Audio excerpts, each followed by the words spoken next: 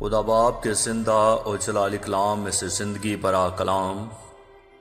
پطرس کا پہلا عام خط، اس کا پہلا باب، پطرس کی طرف سے جو یسوع مسیح کا رسول ہے، ان مسافروں کے نام جو پینتس، گلیتیا، کپکیا، آسیا اور بتھنیا میں جا بجا رہتے ہیں، اور خدا باپ کے علم سابقہ کے موافق روح کے پاک کرنے سے فرما بردار ہونے اور یسوع مسیح کا خون چھڑکے جانے کے لیے برگزیدہ ہوئے ہیں۔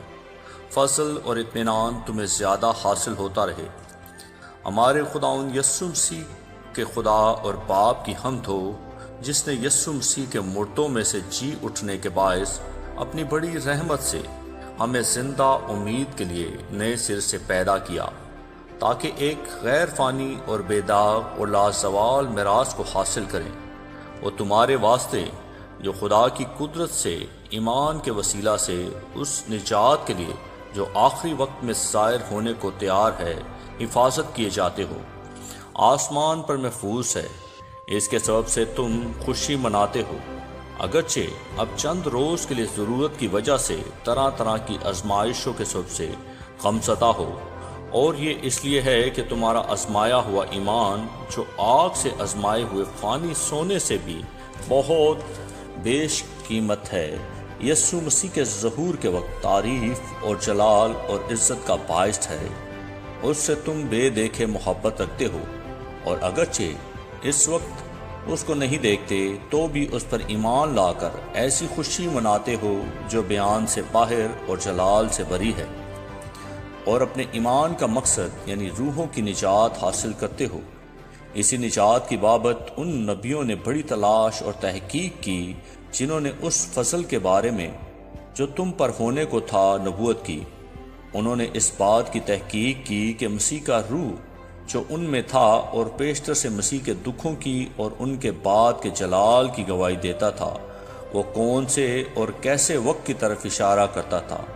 ان پر ظاہر کیا گیا کہ وہ نہ اپنی بلکہ تمہاری خدمت کے لیے یہ باتیں کہا کرتے تھے،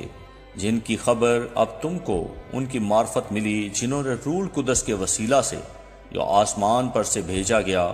تم کو خوشخبری دی، اور فرشتے بھی ان باتوں پر غور سے نظر کرنے کے مشتاق ہیں۔ اس واسطے اپنی عقل کی کمر باندھ کر اور ہوشیار ہو کر اس فضل کی کامل امید رکھو جو یسوع مسیح کے ظہور کے وقت تم پر ہونے والا ہے، اور فرما بردار فرزند ہو کر اپنی جہالت کے زمانے کی پرانی خواہشوں کے تابع نہ بنو، بلکہ جس طرح تمہارے بلانے والا پاک ہے اسی طرح تم بھی اپنے سارے چال چلن میں پاک بنو، کیونکہ لکھا ہے کہ پاک ہو اس لیے کہ میں پاک ہوں۔ اور جب کہ تم باپ کہہ کر اس سے دعا کرتے ہو جو ہر ایک کام کے موافق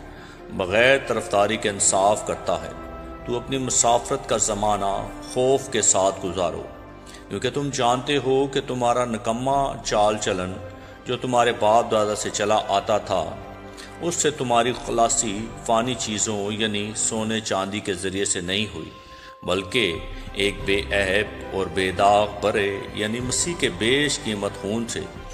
اس کا علم تو بنائے عالم سے پیشتر سے تھا، مگر ظہور آخر زمانہ میں تمہاری خاطر ہوا کہ اس کے وسیلہ سے خدا پر ایمان لائے ہو، جس نے اس کو مردوں میں سے جلایا اور جلال بخشا، تاکہ تمہارا ایمان اور امید خدا پر ہو، چونکہ تم نے حق کی تابعداری سے اپنے دلوں کو پاک کیا ہے، جس سے بھائیوں کی بے ریا محبت پیدا ہوئی۔ اس لیے دل و جان سے آپس میں بہت محبت رکھو،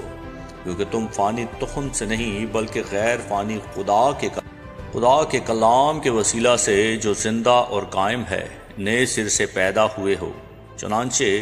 ہر بشر گھاس کی مانند ہے،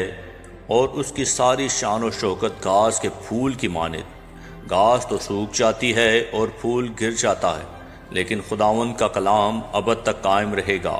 یہ وہی خوشخبری کا کلام ہے جو تمہیں سنایا گیا تھا۔ آمین۔ کلام کے پڑھے اور سنے جانے پر خداوند کی برکت ہو، خداوند کا شکر ہو۔ آمین۔